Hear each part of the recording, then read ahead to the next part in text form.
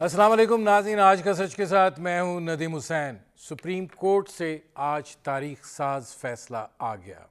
इसे जमहूर की फतह और आइन की बालादस्ती करार दिया जा रहा है।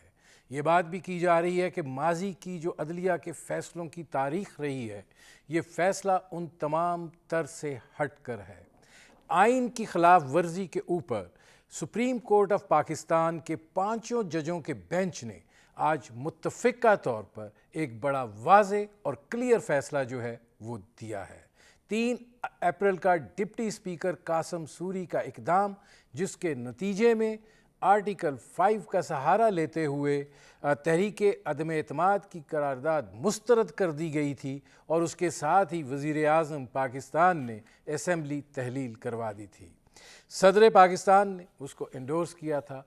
आज सुप्रीम कोर्ट ऑफ पाकिस्तान के 5 रुकनी बेंच ने मुत्तफ़िका तौर पे 3 अप्रैल के डिप्टी स्पीकर के फ़ैसले को कलअदम करार दे दिया है और सूरत हाल को 3 अप्रैल की उस सुबह पर बहाल कर दिया है कि जहां पर अब पार्लियामेंट का इजलास हफ्ते को तलब करने की हदायत की गई है। तहरीक अदम एतमाद जो है उसको लेने की हदायत की गई है। किसी भी रुकन को वोटिंग से रोकने को मुस्तरद किया गया है और इसके साथ साथ कायदे ईवान के इंतखाब का कहा गया है। ये फ़ैसला जो है ये अपने अंदर पाकिस्तान की सियासी तारीख़ के हवाले से बहुत से पहलू जो है वो उनको समोए हुए है। ये फ़ैसला जो है इसने आज एक बात तो साबित कर दी है कि अब कोई भी गैर आइनी इक़दाम जो है वो नहीं उठाया जा सकेगा। जो कुछ भी होगा वो आइनी तरीक़ाकार और आइन के दायरे के अंदर रहते हुए होगा और इस फ़ैसले के नतीजे में जो जमहूरियत है उसको एक इस्तेकाम मिला है, एक मजबूती मिली है। पार्लियामेंट जो है उसको एक तक़वियत मिली है और उसको वो एतमाद और यकीन मिला है कि वो अपने तय अपने अंदर के मामलात जो हैं उनको हल कर सकती है और उसको करना भी चाहिए। जब हम जमहूरी मुआशरे की बात करते हैं और जब हम पार्लियामेंट की बालादस्ती की बात करते हैं तो यकीनन फिर फ़ैसले जो हैं वो पार्लियामेंट में ही होने चाहिए और आज सुप्रीम कोर्ट ऑफ पाकिस्तान ने पार्लियामेंट की इस बालादस्ती को भी जो है वो तस्लीम करते हुए मामला जो है वो वापस रेफ़र कर दिया है पार्लियामेंट को कि वो इसका हतमी नतीजा जो है वो निकाले और उसके बाद ये फ़ैसला करे कि उन्होंने इंतखाबात जो हैं वो कब करवाने हैं, कैसे कराने हैं और उस अगले कदम की जानिब जो है वो किस तरीके से बढ़ना है। इस फ़ैसले के हवाले से ज़ाहिर है कि जब भी कोई इस तरह का कानूनी नुक्ता होता है तो उसमें हमायत में भी लोग होते हैं, उसमें मुखालफत में भी लोग होते हैं, फिर कुछ सवालात जो होते हैं वो अपने तय इसके अंदर से जन्म लेते हैं। इस सूरत हाल पर करेंगे बात, आपका अपने मेहमानों से तारुफ़ करवाते हैं। हमारे साथ मौजूद हैं वसीम सज्जाद साहब, मुमताज़ माहिर कानून हैं, चेयरमैन सेनेट रहे और पाकिस्तान की कानून साजी के अमल में ये बड़ा बुनियादी और कलीदी किरदार अदा करते आए हैं। हमारे साथ मौजूद हैं अशतर औसाफ साहब, साबिक अटॉर्नी जनरल रहे और पाकिस्तान के नामवर वकील हैं। वसीम सज्जाद साहब, आज फ़ैसला आ गया, इज़्तिराब में थी कौम, हैजान में थी सियासी माहौल, कैसे देख रहे हैं इस फैसले को? ये जी बिल्कुल आपने सही फरमाया कि ये एक तारीख़ी फ़ैसला है और तारीख़ी इस लिहाज से है कि सुप्रीम कोर्ट ने बिल्कुल आइन की रूह और मंशा के मुताबिक फ़ैसला किया है। ये अगर सुप्रीम कोर्ट फ़ैसला करता कि डिप्टी स्पीकर की 3 अप्रैल की रूलिंग सही है तो इसका मतलब ये था कि हर किस्म की तहरीक को सिर्फ स्पीकर या डिप्टी स्पीकर बैठ के ख़त्म कर देते और आइन का जो हुलिया है वो बिल्कुल ही बिगड़ जाता। उन्होंने ये फ़ैसला किया है जी कि बावजूद वो जो आर्टिकल 69 है जो कहता है कि अंदरूनी मामलात में अदालतें दखल अंदाज़ी नहीं करेंगी, उनका फ़ैसला ये है कि अगर कोई आइन की खिलाफ वर्जी हो रही है तो फिर हाई कोर्ट या सुप्रीम कोर्ट उसमें दखल अंदाज़ी कर सकती है। दूसरों ने ये कहा है कि ये जो 3 अप्रैल का फ़ैसला था ये आइन की आर्टिकल 95 के ख़िलाफ़ है, क्योंकि एक दफ़ा अदम एतमाद की तहरीक आ जाए तो फिर असम्बली का फ़र्ज़ है कि उस पर फ़ैसला करे, उस पर वोटिंग हो। या वो कामयाब होगी या नहीं कामयाब होगी। तो हुकूमत की कोशिश ये थी कि उन्होंने ये कदम उठा के इसको उलझाया जाए और इस तरफ ले जाया जाए कि जी चूँकि हमने इलेक्शन कॉल कर दी है तो हाजी सैफुल्लाह केस जो हुआ था 88 में उसका सहारा लेते हुए अब हम कोशिश करें कि इस तरफ सुप्रीम कोर्ट ना आए, बल्कि ये कहे कि जी इलेक्शन हो गए हैं तो आप इलेक्शन की तरफ जाएं। मेरे ख्याल में अगर वो होता तो फिर ये आइन जो है हमेशा की तरह फिर इबहम में रहता। तो ये उन्होंने सही किया है और उसके नतीजे में जो असम्बली तहलील हुई थी उसको बहाल कर दी है, उसके नतीजे में काबीना तहलील हुई थी वो बहाल कर दी गई है। अब मामला आप ये समझें कि उस पॉइंट से शुरू किया जाएगा जिस पॉइंट से गैर कानूनियत शुरू हुई थी, यानी 3 अप्रैल को जो मामलात हुए थे उसको कल कदम करार दे दिया गया। अब 3 अप्रैल की सिचुएशन वापस आ गई है, वो जो करारदाद है वो असम्बली के एजेंडे पे मौजूद है, उस पर वोटिंग होगी। अब ये भी मुमकिन है कि उससे पहले ही वज़ीर आज़म इस्तीफ़ा दे दें, जिस सूरत में वोटिंग नहीं होगी और कायदे ईवान का इंतखाब होगा। अब आइंदा वो हुकूमत क्या इक़दामात करती है उसको देखना होगा, लेकिन बिल्कुल सही वाज़े और मैं समझता हूँ कि कानून और आइन की बालादस्ती कायम करते हुए ये सुप्रीम कोर्ट का फ़ैसला है और बड़ा अच्छा ये कदम है आइंदा के लिए। हाई कोर्ट और सुप्रीम कोर्ट किस हद तक मुदाखलत कर सकते हैं और असम्बली के लिए भी कि उनके हदूद क्या हैं, उनके क़यूद क्या हैं। अशतर औसाफ साहब, पहले आपका भी टेक कि ये जो फैसला आया है इस पर आप क्या कहते हैं? देखिए, वसीम सज्जाद साहब ने बहुत ही अच्छे तरीके से सारी बात का जायजा भी लिया और उसका एनालिसिस भी किया है। तो 2 बातें इसमें ऐड करना चाहूँगा। एक बात यह है कि जिस तरीके से ढिठाई से और जिस तरीके से आइन की पामाली की जा रही थी और उसकी धज्जियां उड़ाई जा रही थी, आज सुप्रीम कोर्ट ने ये फैसला दे दिया है कि इस तरीके से कोई भी हुकूमत ऐसे काम नहीं कर सकती। वो जो मर्जी आप किसी मुशगाफियों का पीछे मुशगाफियां करते रहें, लेकिन आइन और कानून की बालादस्ती जो है वही पार्लियामेंट और कोर्ट के लिए मशले राह है। दूसरी बात यह है कि जो सुबकी अब उठाई है प्राइम मिनिस्टर ने, मेरा नहीं ख्याल कि कभी किसी प्राइम मिनिस्टर ने हमारे मुल्क की हिस्ट्री में इस तरह कोई सुबकी उठाई हो कि असेंबली के बाहर भी, असेंबली के अंदर भी और कोर्ट के अंदर भी उनके तमाम वो इक़दाम जो उन्होंने किए उनको कलादम करार दे दिया गया है। जब इस तरह के मामला आ जाएं तो फिर कुछ मॉरल ऑब्लिगेशंस भी होती हैं। अब मुझे नहीं पता ये अपनी मॉरल ऑब्लिगेशंस को समझते हैं या नहीं समझते, लेकिन सुप्रीम कोर्ट का ये फैसला बहुत खुशाइंद है और हमारे मुल्क में जमहूरियत की और रूल ऑफ लॉ की सरबुलंदी के लिए एक बहुत ही मस्बत कदम है। अब वसीम सज्जाद साहब, जो दूसरा सवाल यहाँ से पैदा होता है और वो ये है कि एक थीसिस बिल्ड किया गया था। अब उसके नतीजे में जो स्पीकर का इक़दाम है वो ये ख्याल किया जा रहा है कि ये आइन के आर्टिकल 6 की में आता है ज़मरे में कि आइन को तोड़ा गया है। तो जहाँ सुप्रीम कोर्ट ने ये फ़ैसला किया है, आप ये समझते हैं कि ये फ़ैसला जो है ये इनफ है और जो गैर आइनी इक़दाम के मुर्तकिब हुए हैं उन्होंने जो इक़दामात उठाए, चाहे वो सदर पाकिस्तान हैं या वो प्राइम मिनिस्टर हैं, चाहे वो डिप्टी स्पीकर हैं, क्योंकि स्पीकर के ख़िलाफ़ तो तरीक़े एतमाद आ गई, वो कर नहीं सकते थे। तो ये जो कहा जा रहा है कि जी आइन के आर्टिकल 6 के तहत प्रोसीड किया जाए, कोई सज़ा और जज़ा का तसव्वुर भी होना चाहिए, ये उस तरह नहीं देखा जाना चाहिए? बिल्कुल नहीं जी, मेरा ख्याल है आर्टिकल 6 को समझना ज़रूरी है। आर्टिकल 6 ये कहता है कि अगर कुव्वत का इस्तेमाल करके फोर्स का इस्तेमाल करके आइन को मुअत्तल किया जाता है या आइन का के अमल दरामद को रोक दिया जाता है, एब्रोगेट कर दिया जाता है या सस्पेंड कर दिया जाता है कुव्वत से, फोर्स से। यानी इसका इशारा मार्शल लॉ की तरफ है कि एक कोई आके अपने फ़ौजी कुव्वत से, अस्करी कुव्वत से आइन पे अमल दरामद रोक देता है, जिस तरह हमारी तारीख कहती है। लेकिन एक गैर आइनी कदम उठाना ये अदालत अनकॉन्स्टिट्यूशनल कर सकती है, लेकिन ये आर्टिकल 6 में नहीं आता। कोई और जुर्म बनता हो तो हो सकता है, लेकिन आर्टिकल 6 वहाँ आता है जहाँ पे कुव्वत का इस्तेमाल करके आइन को मुअत्तल किया जाए या एब्रोगेट किया जाए।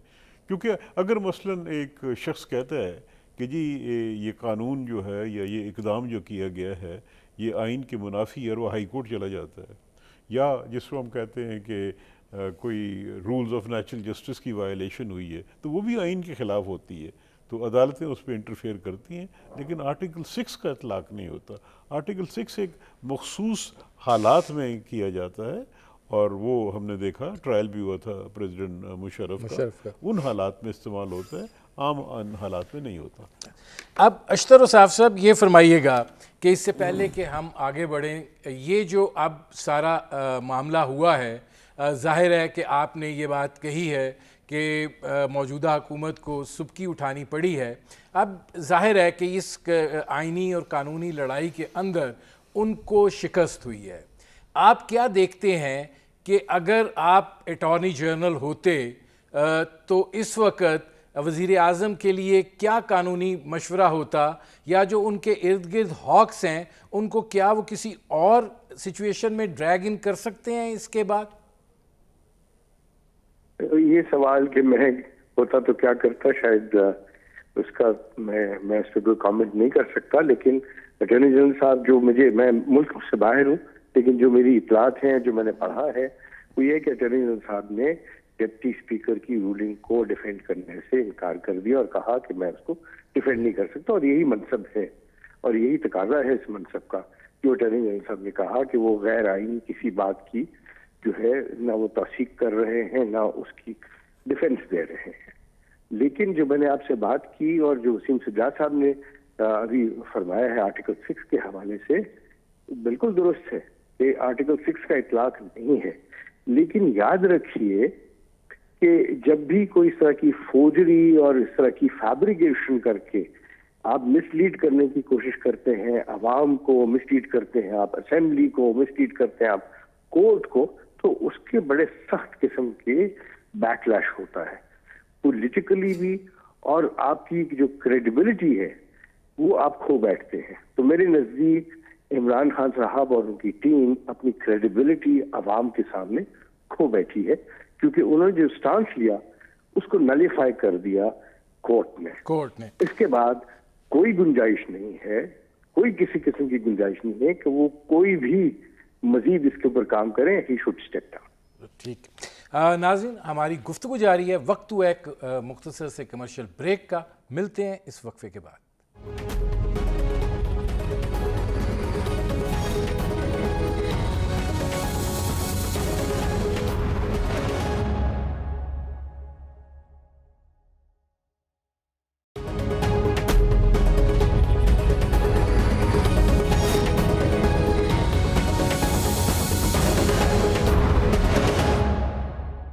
Welcome back.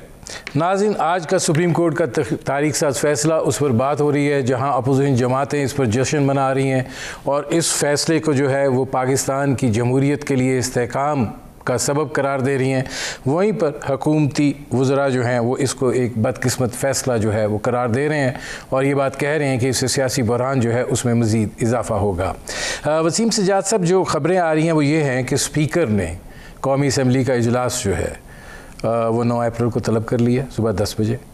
तहरीक अदम एतमाद पर रायशुमारी होगी और उसके बाद इजलास मुलतवी कर दिया जाएगा।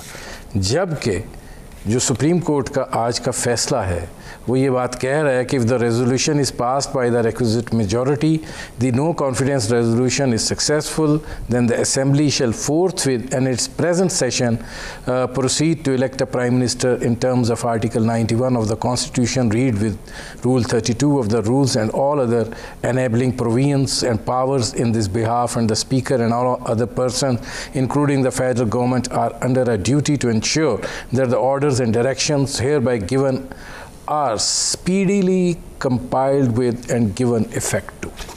ये वाज़े ऑर्डर है, इसमें कोई इबाहम नहीं है, और मेरे ख़्याल में स्पीकर की अब जिम्मेदारी है कि अगर अदम एतमाद की तहरीक कामयाब हो जाती है तो सुप्रीम कोर्ट के हुक्म के मुताबिक इसी सेशन में उनको नए लीडर ऑफ द हाउस का इंतखाब करना होगा, और वो इस सेशन को प्रोरोग नहीं करेंगे जब तक लीडर ऑफ द हाउस का इंतखाब नहीं होता।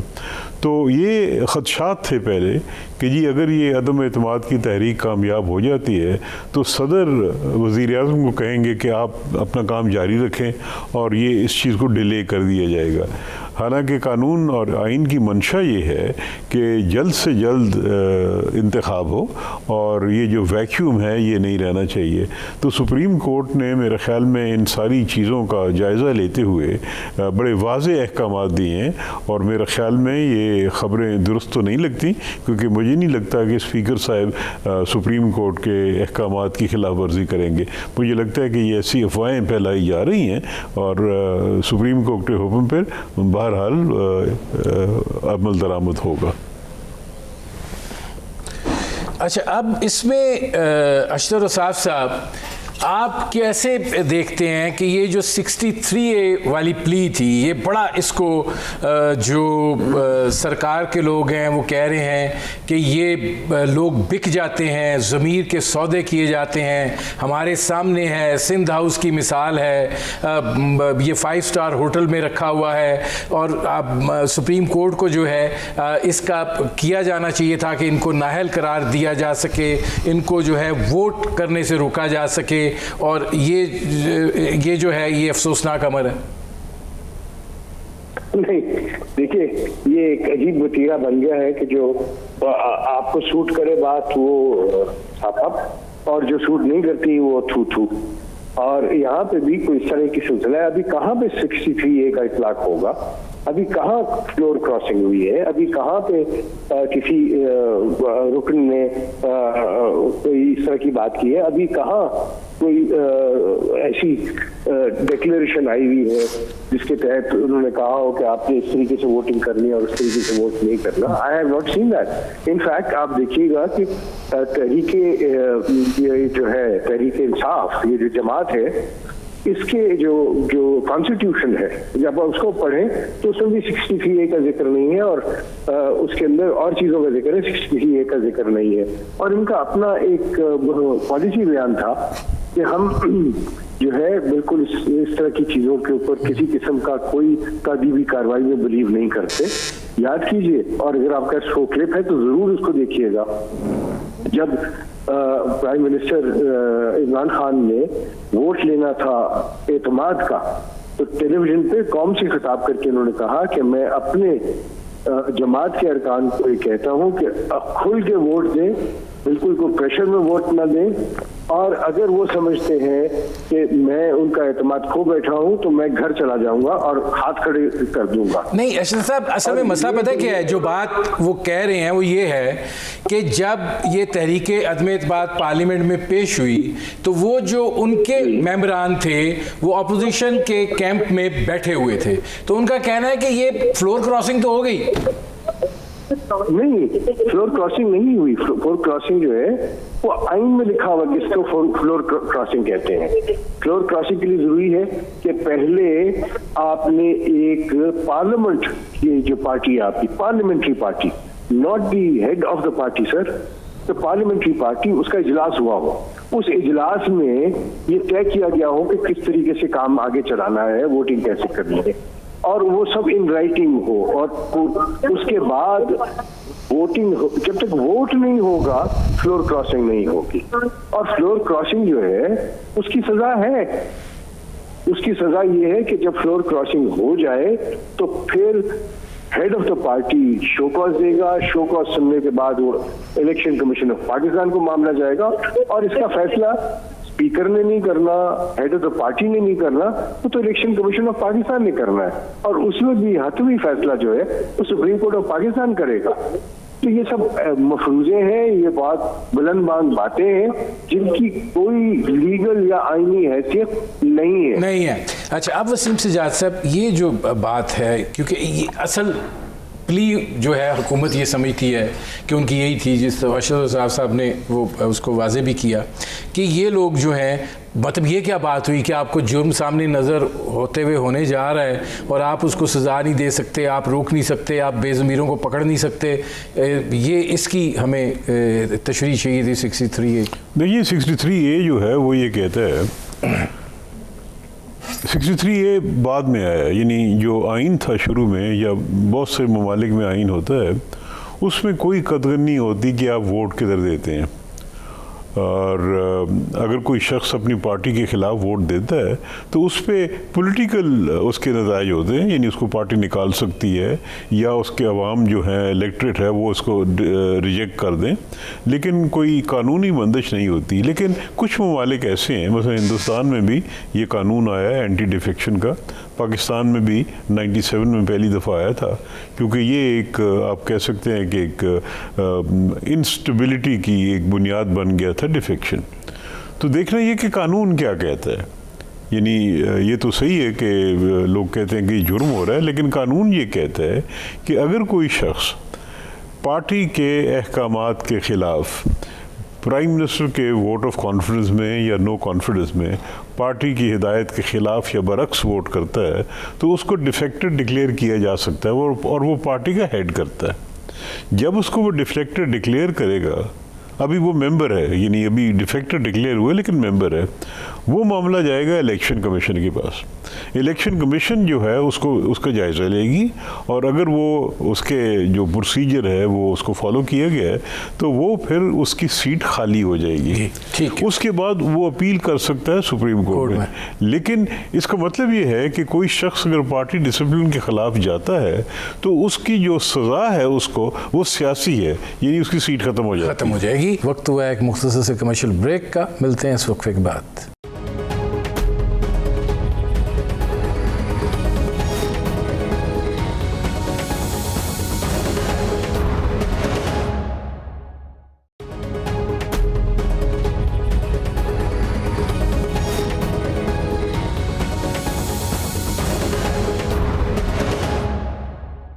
वेलकम बैक नाज़रीन। मुत्तहिदा अपोजिशन जो है वो इस वक्त प्रेस कॉन्फ्रेंस कर रही है और ज़ाहिर है वो ये बात कह रहे हैं कि आज नज़रिया ज़रूरत जो है वो दफन हो गया है, आज जमहूरियत को जो है वो इस्तेकाम मिला है और आइन की बालादस्ती जो है वो साबित हुई है।